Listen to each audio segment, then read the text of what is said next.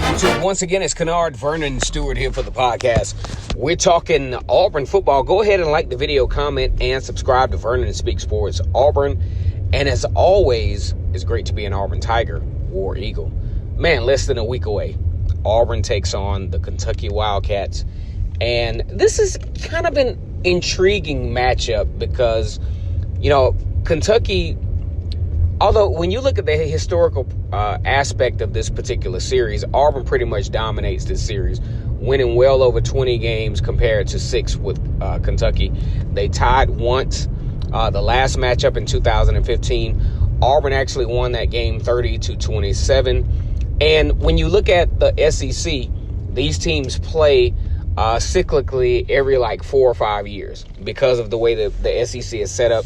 They welcome Missouri and Texas A&M. So a lot of the rivalries that take place in the SEC don't take place as often. And as you can see, the Auburn and Kentucky game really wasn't that often anyway. You talk about a series that's less than 40 games in. Now, here's the intriguing aspect of this. Kentucky returns a lot of folks. They had a good season going on to begin with, but then Terry Wilson goes down to injury in the Eastern Michigan game, I think. And it suffered a leg injury, and pretty much Kentucky was playing the quarterback carousel thing for the rest of the year. But now Terry Wilson is back. Also, Kentucky returns a great deal of offensive linemen back. Also has a great, apparently a great defense. A team that went 8-5 and won the Belt Bowl against Virginia Tech. So there's a lot of buzz to think that Kentucky could possibly have a shot in catching Auburn off guard in Hare Stadium in a 12 o'clock game, even though I think that's a myth. Auburn gets off the slow starts, but they usually win these 12 o'clock games. I think the one that really stands out the most was the fact that Auburn lost to Tennessee. I mean, inexplicably, but it is what it is. So what do we expect out of this particular game? If you're looking at it from an Auburn perspective, the line of scrimmage is key. Does Auburn come up with the right combination on the offensive side of the football field? Honestly, I'm not worried about the defense because that has been a mainstay for Auburn since Kevin Steele's arrival.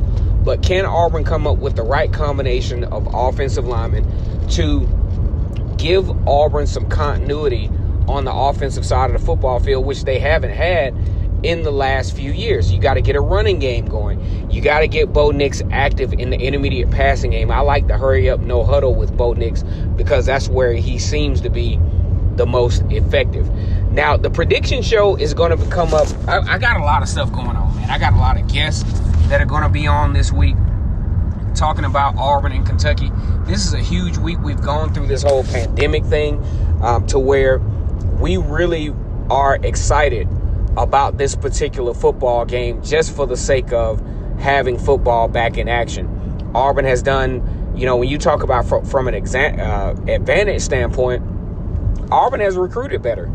Kentucky has averaged over the last 3 years probably a 24, maybe 30 recruiting ranking.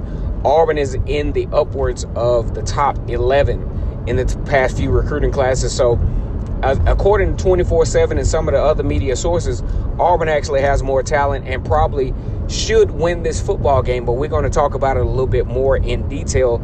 I am your host, Kennard Vernon Stewart, your conversation starter for Auburn football. Go ahead and like the video, comment, and subscribe. This is the introductory phase of week 1 of SEC football, which takes place this coming Saturday. Auburn capping off the 12 o'clock game against Kentucky. And as always, it's great to be an Auburn Tiger, War Eagle.